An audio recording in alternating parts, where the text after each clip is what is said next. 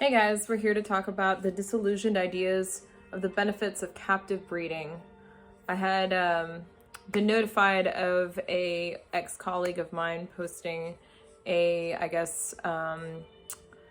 a Instagram post or something like that, stating like the benefits of captive breeding. And I kind of wanted to go over some of the points because that individual that sent me that screenshot had sort of made notes, kind of contesting what he was saying, and I completely agree. While I love this individual, seems like a really nice person, I think a lot of people go into keeping animals with like more of like a positive thing. They want to feel like they're doing it, for the betterment of the animal, for the betterment of wildlife. I think that it comes, for a lot of people, it comes from like a genuine place of caring. While there's other people that are quite the opposite, that are in a place of profitability and wanting to get clout because they have animals that are rare. I mean, just like anything anybody wants to brag about, there is a niche of people that, that's something that they can brag about. But anyways, let's go over some of these topics. I made some notes so that I wouldn't get off track, because I do that. The first note that he had made on his post was takes pressures from being poached off wild populations. So taking pressure from being poached off wild populations is, there's no evidence for that. Like, there's no evidence that it's taking any pressure off of wild populations. Actually, it's quite, there's quite a lot of evidence proving that it's doing absolutely nothing, other than, because normally prices for captive individuals are priced higher than wild-caught individuals because they're not already established in captivity. But guaranteed, if somebody goes to a reptile show or sees an animal that's cheaper for the same species, they're going to buy that one, unknowing of the fact that that is a more challenging animal to keep, because it is in fact a wild-caught individual. It actually encourages these importers to continue to import and sell, especially if people are still selling wild-caught animals. More people will be inclined to buying those wild-caughts at a cheaper price. And funny enough, who's the one that's dictating the prices? It's the hobbyists. Hobbyists, the supply and demand, and hobbyists in general, people that are selling these animals, are valuing these animals at a less expensive price than the captive ones. If we stopped importing these guys, then we would have, somewhere to talk of that there is a benefit to captive breeding. But seeing as that there's still animals being imported, I see that completely debunked of an actual point. It does not take pressure from being poached off wild populations. There's absolutely no evidence that it has helped whatsoever. So that one, we can just cross that one off the list right now. Okay, and the next one would be, rarely has it saved okay, sorry, I didn't write the question or the statement down.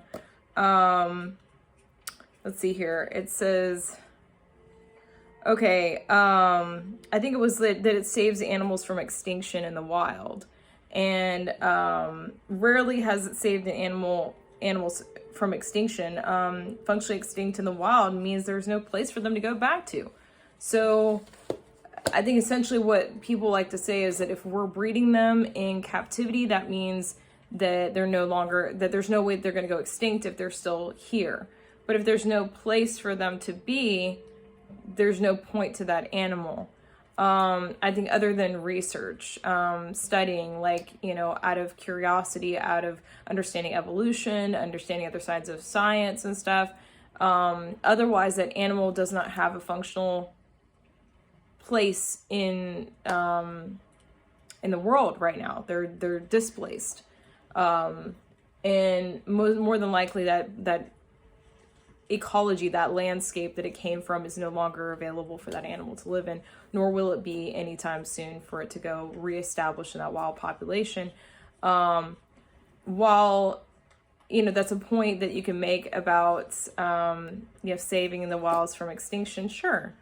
from no longer existing in like at all. It's still here, but it has no purpose or place other than now being a captive animal living in a non-wild environment anymore. I mean, that's a point that we could definitely debate later on. I don't mind that, but I just, again, that's real sketchy. I don't know if I could use that as a reason that I think that captive breeding benefits, you know, in the point, the benefits. I mean, again, this list was created to kind of put, like kind of glorify captive breeding. And while I totally agree, she's watching my hands because I talk with my hands. That's Mika, by the way. That's my kitten. Again, people want a reason to do what they do and feel good about what they're doing, and that's understandable.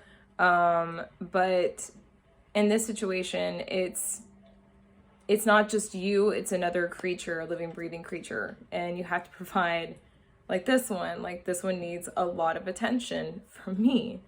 And boy, she's a handful, but she's also human created. These guys have been domesticated for thousands of years. We're not even there with a reptile, not even close. So okay, all right, go. I'll see you later. We'll hang out in a minute. Anyways, okay, let's move on to the next point because I'll just end up rambling forever on that individual. I mean, again, that specific like point is an ethics-based one, which just means that it can go two different directions. It just depends on your value system, what you think is, you know, again, what you deem is appropriate and okay for that animal, how that animal should live. And doesn't mean it's right, doesn't mean it's wrong. It just means that that's your value system, what you think is right and what should be best for that animal. And it's a great debatable idea. Like, so if we want to get into that later, we can. Okay, so the next one was safer living conditions for endangered species. I put a big nope. I see it all the time. I mean, people that literally have come into the hobby, only being in it for 2 years, barely even know anything about these turtles, you know, other than what they've seen other people, other keepers doing. They buy these critically endangered species or endangered species just for clout, just to kind of because they can afford it. They want to level up in the world of the turtles, or animals. If you want to just copy and paste a different species or animal in there, you know, I'm just talking about turtles because that's what I have most experience with. But yeah, I see it all the time. People that are neglectful, that don't know what they're doing, or keep them in a wrong, you know, living conditions. I mean, I've even been there, done that. Like, I mean, 10 years ago, I kept a wood turtle too dry and it was more aquatic. And I didn't know. Like, and again, this is a species that was a species that wasn't as worked with as it is even now. Like, it's still not very well worked with. But because of that, it gave deformities to the shell of the turtle, which was my fault. And I take 100% responsibility for that. I should have known better, but I didn't know better. There wasn't a whole lot of information at the time. You know, it just is what it is. And the problem with that is then those animals become scientific experiments. And how is that a benefit? You know, like, how is that okay what we're doing when the animals tend to suffer? And not all the time, but a good portion of the time. Most of the enclosures that I've seen, waterland tubs, as much as I think that they're great for breeding animals that are difficult to breed, I do not think they're in an ideal environment for most species of turtles. I think that what we neglect with turtles and tortoises is the higher capacity of enrichment. These are very smart species, very smart animals, and we are keeping them in a 4x4 or a 2x2 enclosure with a little bit of water, a little bit of this. Well, I did this, so that's enough for the animal. It should be happy. Like, I give it really good food. Like, I spend a lot of money on the food, but, you know, you might as well just put them in turtle prison. I mean, that's essentially what it is, right? Again, this is my thoughts. These are my ideas on this. This is just, you know, me kind of spitballing my ideas on how I think that there's a lot of disillusion when it comes to keeping, you know, captive animals or keeping animals in general. A lot of people want a lot of excuses to do what they're doing. And I think that we need to be more responsible and, you know, just say stuff as simple as like, I just want the animal. I've always wanted to work with the animal. I've always wanted to do this. You know, if you really want to get involved in working with conservation, working with the animals, volunteer at a zoo, volunteer with, you know, like, I don't know, like a fishery or something like that. So go out there and be a part of the protection and conservation of these animals. You know, it's very easy to just buy these animals for fun because you like keeping that stuff and saying it's for conservation. So you can validate yourself in that genre. Like, you can say you're a conservationist when, you know, it's like somebody that recycles occasionally and they're like, I do conservation. I'm environmentally aware, and I don't know. Anyways, I know a lot of people disagree with a lot of what I'm saying, and that's fine. We can disagree. That's totally fine. We don't all have to see eye to eye. I welcome a challenge or a debate at any moment, and I almost expect it. The next one was allows caretakers to educate about conservation. I put a big yes. That is literally the only point I am like, okay, yes.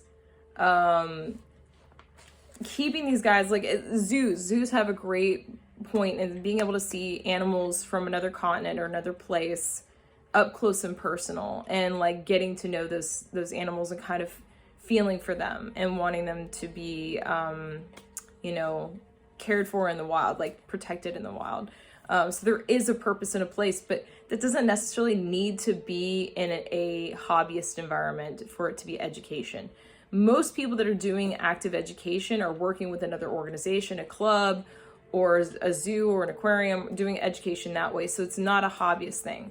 Hobbyists might go and volunteer to do that sort of stuff with their own personal animals, but you can do the same thing with other nonprofits and other organizations and stuff, that's what they want to do. And it's not necessarily everybody should have these animals because we can educate with them. You know, granted, if somebody comes by your house and you educate them while you're there on these animals, sure, you can call it that. But again, I feel like these are very much noted just to kind of give that disillusion that you're superior in a way, like, or not, that's a terrible word for that, but like, you know what I mean? Like, you think that like you just want to feel good about what you're doing. So do you disillusion yourself to thinking that what keeping these guys in captivity is conservation, and there's benefits to captive breeding? There is benefits to captive breeding. I just don't think that these are accurate descriptions of it. Benefits to captive breeding would be, you know, reintroduction, but reintroduction has to happen and occur in the country of origin. In very few circumstances has it been effective to do it from one country and send it to another country. It makes more sense to do in situ projects in those countries of the animals that you want to work with, rather than doing the captive breeding here and then sending it out. Not saying that it hasn't happened or hasn't worked, but across the board with all species, no, it does not. Not because of just, you know, the person's want or need to just breed and send it out there, but also the red tape that's involved in working from one country to another country, and even, you know, a country within a region and their whatever, like their governments. Like, there's so much red tape involved in trying to do that sort of work with, you know, private individuals. The most effective way to do that is working within organizations that already have a familiarity with that government's regulations and stuff, that already has a relationship with them. But anyways, okay, so the next one, helpful for scientific research. I said, yeah, but the same thing can occur in zoo settings, and as kind of going back to like the trial and error thing, like, scientific experiments. I mean, it's like Jurassic Park, right? Like you're sitting there guesstimating, because these are animals we don't know hardly anything about still. We're still learning so much about these guys. They're the least studied of all the reptiles. We're not even close. And yeah, sure, like you can observe some stuff, but so you can also working in a zoo setting. You can working in a college setting, working with institutions, where you actually have the ability to sit down and really focus in on that. And I don't know that a lot of the captive breeding people, no offense, I don't think that many of them, that is their full-on motive for keeping that species. I think that there's a few individuals that might be working with species that do want to learn and like get to know that species and help with understanding them better. But I just don't see that as a whole for, when you're talking about the benefits of captive breeding. Because when you're putting stuff like that out there, it makes it sound like this is a holier than thou, virtuous, prestige sort of thing. And as I've noted, like it's just not. I hate to say it, but it's just not. The reality is that if you want to work with a species and you want to like have that, just make sure that it's, you're doing it for the right reasons, which is you want to do right by the animal. You want to learn from the animal. You want to help out where you can. But be real, be realistic about your expectations with working with these animals, because as we're getting further and further along with our society, laws are coming down more and more, especially on exotic animal trades and animal trades in general. So just keep that in mind when you look into a species that you're wanting to work with, that you're not doing it just purely because I want to work with the species for conservation. That's great. But there's a lot of organizations that do institute projects, even around here in the US and in other countries. If you're not from another country or you're not from the US, there's other countries that also would love to have volunteers come out and help for some of their projects. If you have any questions, you want to send me a message through my Instagram or through here, or comment below, and I can send you some information for other organizations that maybe could use your help. But don't feel like you need to just start breeding and getting a whole bunch of this stuff, and don't fall into the trap of like what the boys like to do and battle out who has the cooler thing, because again, these are animals, these are living, breathing creatures. The more that we produce, the more that we're responsible for. And again, if there's no good environment for them to go back to, then it kind of skims on unethical behavior. Like, it's a supply and demand. These are creatures that now are torted as property, as stuff that you own, that you can do whatever you want with. But if it was a dog or a cat, it would be a different situation. I don't know, just food for thought. That's some of the information that I wanted to put out there, that I think that there's a lot of disillusioned belief into kind of making captive breeding be the end all be all for in the hobbyist world. Now, if you're working with an institution or a zoo or another entity that is actually working in projects that are actually resulting in benefits for those animals, absolutely go for it. But when it comes to hobbyist landmarking, it seems to be more of a financial gain than an animal helping situation. Example being sulcata tortoises, overproduced, still produced, and there's still tons, hundreds of adults that still need homes, that are looking to be adopted, but only the southern states can really take those guys in. And a lot of people just are not capable of taking those bulldozers and keeping them in their homes. So anyways, there we go. Hope you had a lot of interesting thoughts on that, or if I provoked anything in anybody, or want me to expand on this in another video, absolutely comment below. Let me know what you think. There will be more ethics videos in the future about my thoughts on the hobby, on the science, on everything within animal world related. It's going to be an ongoing topic with me. Hopefully you enjoyed it. If not, sorry. Sorry, not sorry. All right. Well, y'all have a great one. I'll talk to you in the next one.